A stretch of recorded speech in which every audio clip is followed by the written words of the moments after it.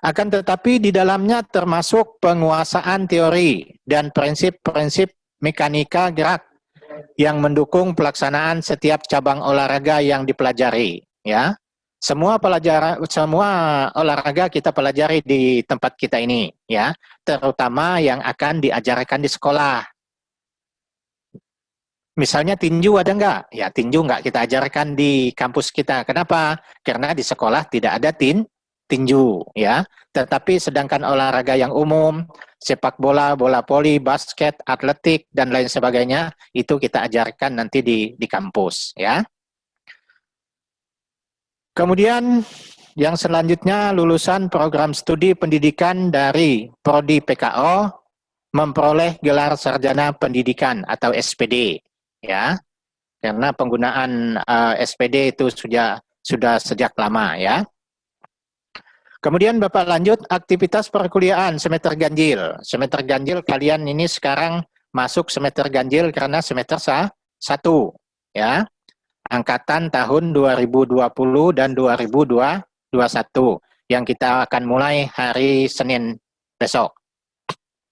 Perkuliahan dilaksanakan dari tanggal 24 hari Senin sampai dengan Desember nanti 20.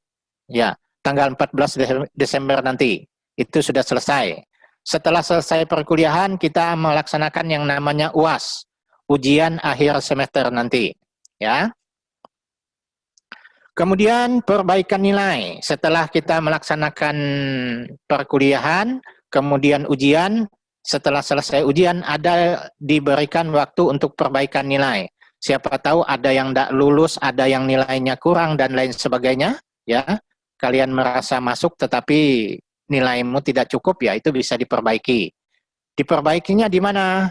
Perbaikinya dengan dosen pemegang mata kuliah, ya. Kemudian kalau sudah itu semuanya telah selesai dilaksanakan, kemudian penerbitan KHS. Apa KHS? Kartu hasil studi, ya. Nah, kartu hasil studi itu membuktikan bahwa kalian sudah menempuh mata kuliah itu, ya, sudah menempuh. Kalau semuanya lulus, ya, kalau semuanya lulus, tidak perlu diulang di semester ganjil berikutnya.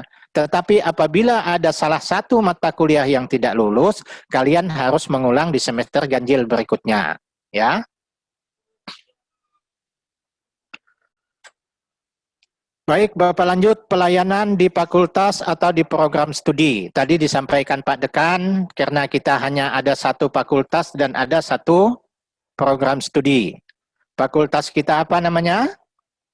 Fakultas Ilmu Pendidikan.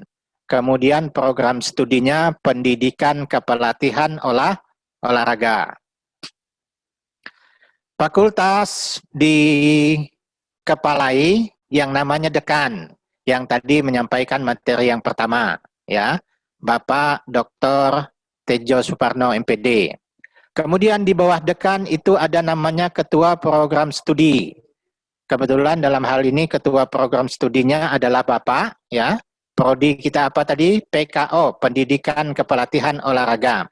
Kemudian di bawahnya ada yang namanya urusan administrasi akademik, kemudian urusan administrasi kemahasiswaan, urusan administrasi umum, dan lain sebagainya.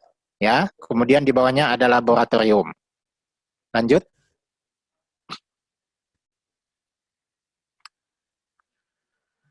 Nah, kita menggunakan kurikulum KKNI. Apa itu KKNI? Kerangka Kualifikasi Nasional Indonesia. Berarti kurikulum kita itu adalah berdasarkan instruksi dari Menteri Pendidikan. Ya, kita mengikuti di sana. Kemudian kerangka penjenjangan kualifikasi sumber daya manusia Indonesia. Kemudian peraturan Presiden nomor 8 tahun 2012 tentang sistem pendidikan di negara kita.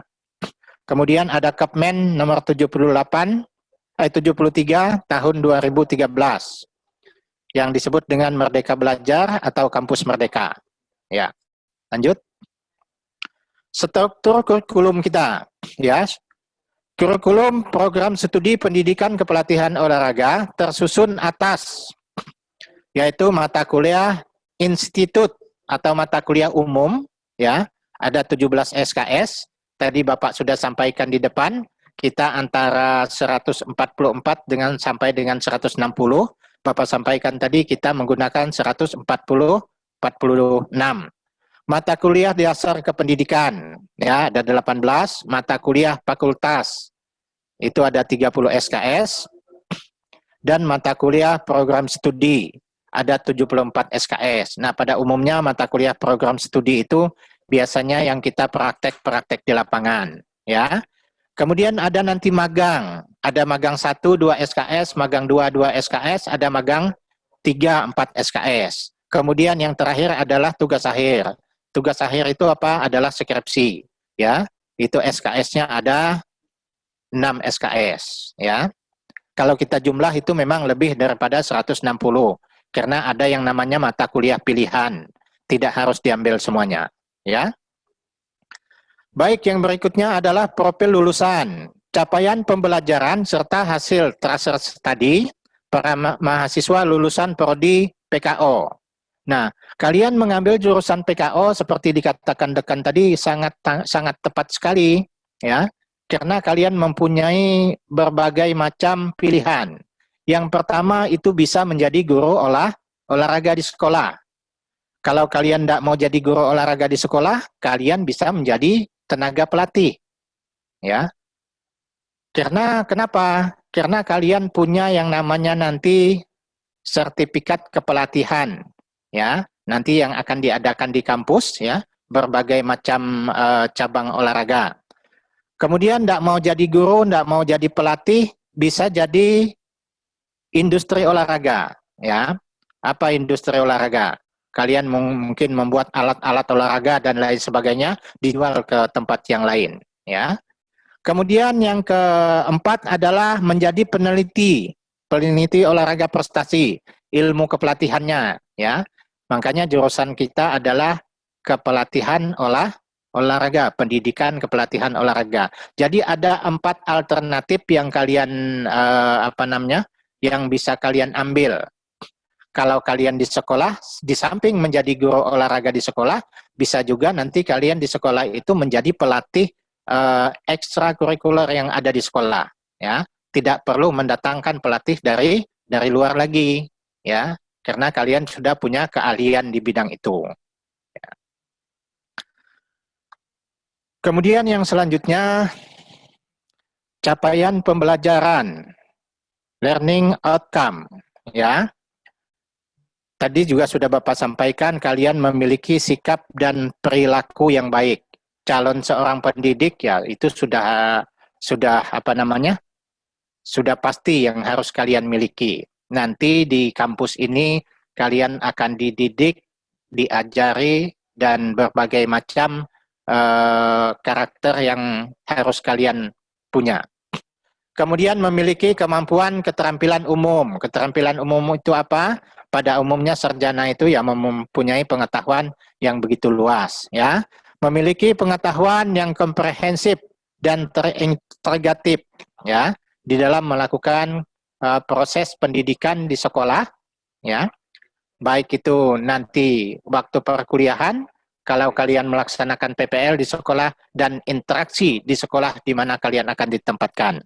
Memiliki kemampuan keterampilan khusus, ya. Keterampilan khusus apa?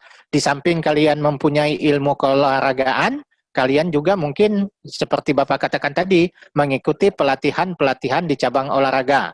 Apakah menjadi pelatih, apakah menjadi wasit, dan lain sebagainya, ya. Next. Ya, ini kriteria nilai keberhasilan. Nilai, ya, di sini kita menggunakan sistem nilainya ini, ya.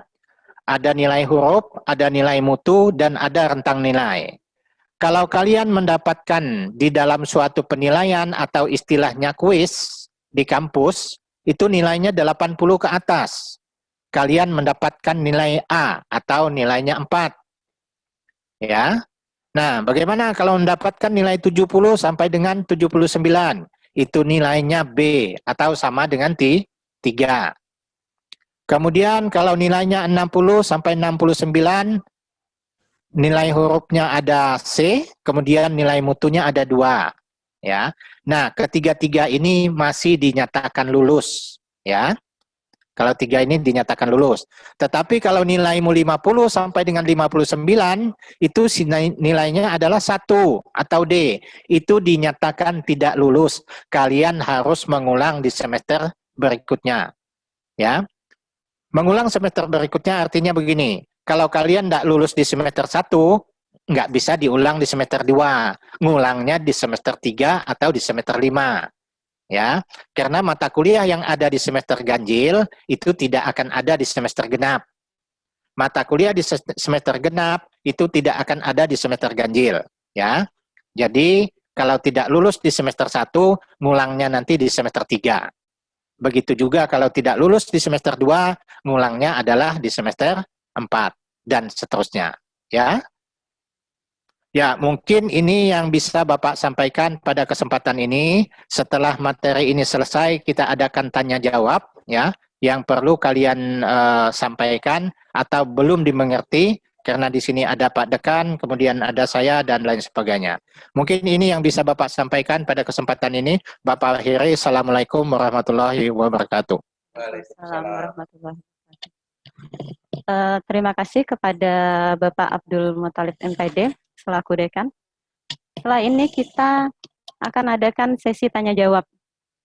Karena posisinya kalian unmute saat ini ya. Jadi untuk yang bertanya, silahkan lambaikan tangan dulu. Setelah namanya disebut, baru bunyikan speakernya. Gitu. Ya. Oke, jika ada pertanyaan, silahkan lambaikan tangannya. Silakan Tommy yang mau bertanya, sebutkan asal sekolahnya sebelum berkenalan kepada Bapak Dekan sekaligus. Jaringan katanya tadi, ada dia ngechat. Diulang lagi. Perkenalkan, nama saya Sinta Martinawati, saya lulusan dari SMK Kesehatan Samarinda tahun 2019 tahun 2020.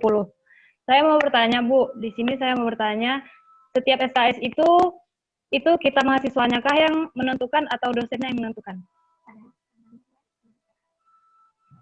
Bisa lebih jelas lagi? Pelan-pelan aja. Mau tanya, Bu, itu setiap SKS itu kita mahasiswa yang tentukan atau dosennya yang menentukan? Makasih, Bu. Sama-sama.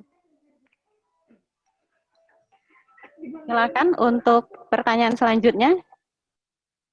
Yang lain, raise your hand. Kepada Sri Rahayuningsih, dipersilahkan. Assalamualaikum warahmatullahi wabarakatuh. Saya berasal dari SMA Negeri 2. Suaranya kok nggak muncul ya? Di sini jelas, di sini jelas. Lanjut, Mbak. Lanjut, ya. Kami mendengar dari sini. 2009. Iya, Pak. Saya ingin bertanya, masih berkaitan dengan SKS tadi, Bu, Pak. Untuk SKS itu sendiri, tadi kita dicapaikan 146 SKS ya? Untuk SKS itu sendiri, Bu, ada biaya tersendiri kah per semesternya atau bagaimana? Baik, itu saja, Ibu. Terima kasih. Itu aja, Bu. Terima kasih. Oh ya, terima kasih. Baik, kepada Saudara Junaidi, silakan bertanya. Saudara Junaidi, mikrofonnya jangan lupa diaktifkan. Saudara Junaidi, jadi bertanya. Oke, kita lempar kepada yang lain. Satu lagi, pertanyaan terakhir. Kepada Saudara Muhammad Rapli, dipersilakan. Ya, Bu. Assalamualaikum warahmatullahi wabarakatuh. Waalaikumsalam warahmatullahi wabarakatuh. Perkenalkan, nama saya Muhammad Rafael Fariji dari SMA Negeri 7 Samarinda. Saya ingin bertanya, Bu, itu kalau pembayaran uang SPP itu, Bu, bolehlah lewat setelah ujian akhir semester, Bu? Itu saja? Ya, Bu, itu saja, Bu. Ya, terima kasih. Assalamualaikum warahmatullahi wabarakatuh. Waalaikumsalam warahmatullahi wabarakatuh. Baik, karena keterbatasan waktu juga, jadi pertanyaan di sesi ini kita batasi 3 saja. Untuk pertanyaan-pertanyaan yang lain nanti bisa ada narahubung ya dari kampus. Untuk sekarang saya persilakan kepada Bapak Dekan untuk menjawab pertanyaan dari teman-teman semua. Ya, terima kasih. Saya akan mencoba untuk menjawab dari 3 pertanyaan ini. Kebetulan yang kedua ini sama-sama ini persoalannya di SKS, ini pertanyaannya baik sekali. Jadi SKS itu nanti apakah dipilih oleh calon mahasiswa atau nanti dari pihak program studi yang akan menentukan. Sekaligus tadi pertanyaan dari Sri, untuk SKS itu apakah ada biayanya sendiri gitu ya. Untuk SKS per semester itu nanti akan bentuknya paket, tadi sudah disampaikan oleh Pak Haji Abdul Muthalib selaku Ketua Program Studi. Jadi untuk di semester 1 itu nanti ada 22 SKS. Jadi nanti itu paket plot. Makanya nanti ketika Anda melakukan pemrograman, itu nanti mengacu kepada jadwal yang sudah dibuat oleh fakultas. Untuk memasukkan jadwal, memprogramkan, maka passwordnya itu adalah MPM, nomor pokok mahasiswa. Nanti akan dibagi kelas, di kelas itu ada MPM-nya, makanya tadi disampaikan nanti harus ada narahubungnya. Ya, nanti akan kita pilih yang tinggalnya di Samarinda sebagai narahubung. Kemudian narahubung itu nanti yang setiap saat bisa datang ke kampus ketika ada yang ditanyakan, sehingga nanti narahubung itu akan memberikan informasi kepada temannya dalam satu kelas itu. Karena kondisinya ini masih kondisi sulit kita bertemu, sehingga memang nanti harus ada narahubung supaya mahasiswa di semester 1 itu nanti semuanya bisa memahami langkah-langkah apa yang harus dilakukan, sehingga nanti bisa jelas untuk proses perkuliahan. Ya, jadi nanti Anda akan diberi MPM, MPM itu nanti menjadi password untuk membuka website yang ada di lembaga tadi. Tadi websitenya sudah ada. Mudah-mudahan tadi sudah dicatat, mudah-mudahan nanti tadi sudah dipoto. Kemudian apakah SKS itu ada biayanya? Ya, inilah hebatnya di IKIP-GRI ini. Jadi ketika Anda sudah membayar kemarin lunas di pembayaran awal ketika di untuk semester 1, maka nanti Anda tidak akan dibebani untuk pembayaran yang lain. Jadi untuk SKS itu sudah include di dalam pembayaran uang kuliah. Termasuk di dalamnya untuk biaya PKKMB, Anda kan tidak sudah diminta lagi. Jadi itu include. Makanya peluang kemudahan ini saya berharap nanti Anda manfaatkan sehingga nanti Anda jangan sampai tidak selesai kuliah itu. Ya, kalau tidak selesai itu saya yakin bukan karena biaya, tetapi kan karena kesungguhan Anda saja yang perlu dipertanyakan. Ya, dari segi biaya memang kalau dibandingkan dengan yang lain cukup cukup ringan.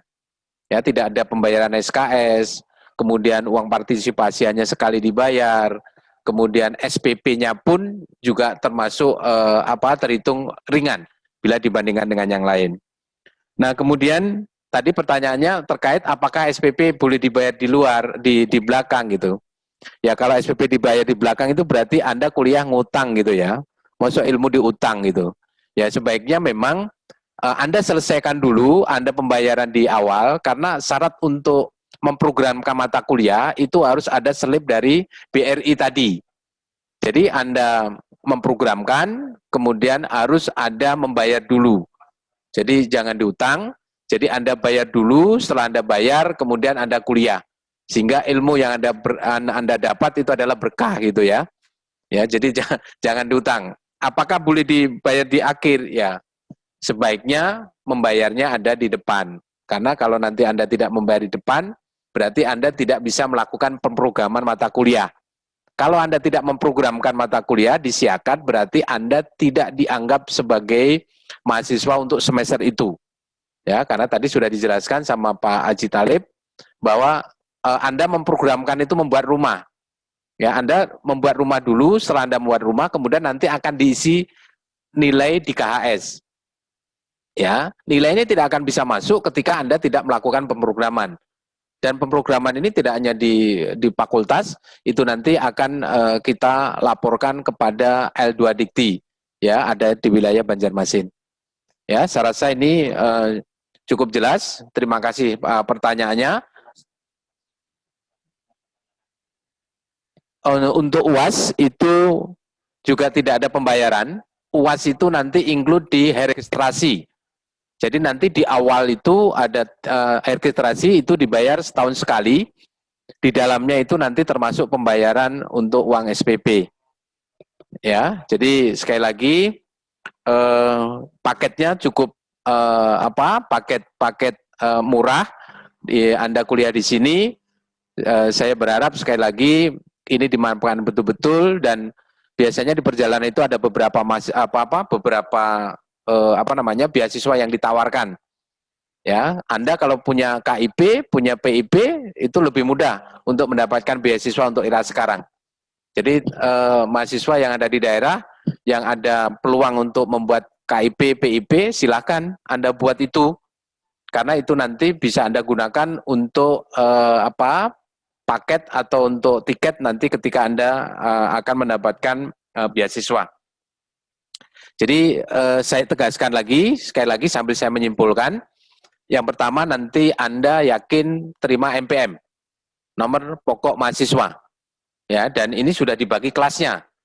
Nanti mudah-mudahan dari penghubung itu nanti bisa menyampaikan, kita akan bagi ketiga kelas dari jumlah calon mahasiswa yang ada.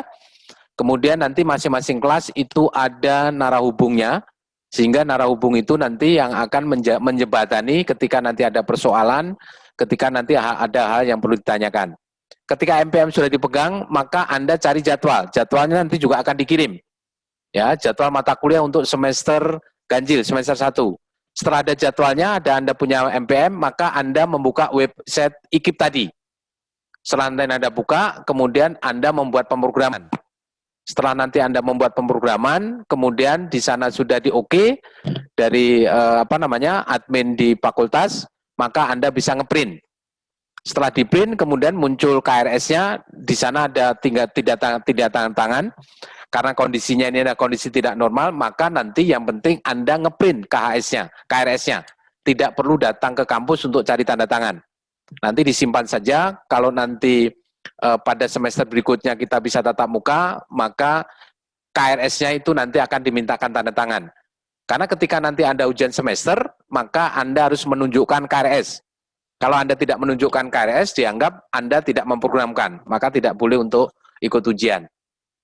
Ya, jadi ini hal yang paling pokok yang ingin kami sampaikan dari fakultas, sehingga nanti setelah ini kita hari Senin sudah mulai kuliah, berarti nanti jadwal akan dikirim, kemudian Anda nanti siap kuliah dengan online, kita akan kuliah nanti di sore hari, karena PKO itu kuliahnya adalah di jam 2.45 atau jam 3 sampai berakhir di jam 6. Ya, mungkin ini yang bisa saya sampaikan. Mudah-mudahan ini juga bisa menjadi acuan, juga memperjelas bagaimana langkah setelah nanti selesai PKKMB. Terima kasih, Bu Mila. Saya kembalikan ke moderator. Baik, terima kasih kepada Bapak Dekan. Mengingat kondisi kita di masa pandemi ini, saya mengingatkan sedikit, kondisi kita sekarang semua via online. Kalian bukan lagi seorang siswa, tetapi mahasiswa. Budayakan literasi membaca. Karena apa? Semua pedoman-pedoman menyangkut siakat, pengisian KRS, itu kita kirim. Cara kirim via media. Dibaca dulu, dipahami. Ketika tidak paham, baru hubungi narasumber. Kondisi pandemi ini bukan waktu yang baru ya. Dari akhir Februari sampai sekarang sudah September, bukan waktunya lagi para mahasiswa khususnya itu terkaget-kaget dan mengeluh dan keadaan. Silakan cari peluang bagaimana melakukan hal-hal yang sulit menjadi biasa, seperti pembelajaran kita nanti di saat pandemi. Ya, saya harapkan dari adik-adik dari sekarang mulai beradaptasi untuk perkuliahan baru kita. Itu saja dari kami. Terima kasih kepada dua moderator kita, yaitu Bapak Dekan dan Kaprodi di Pendidikan Kepelatihan Olahraga. Saya selaku moderator memohon maaf jika ada salah dan ucap dari pertemuan kali ini. Saya akhiri. Sebelumnya saya sampaikan selamat pada mahasiswa baru, selamat bergabung di IKIP PGRI Kalimantan Timur. Saya akhiri. Assalamualaikum warahmatullahi wabarakatuh. You.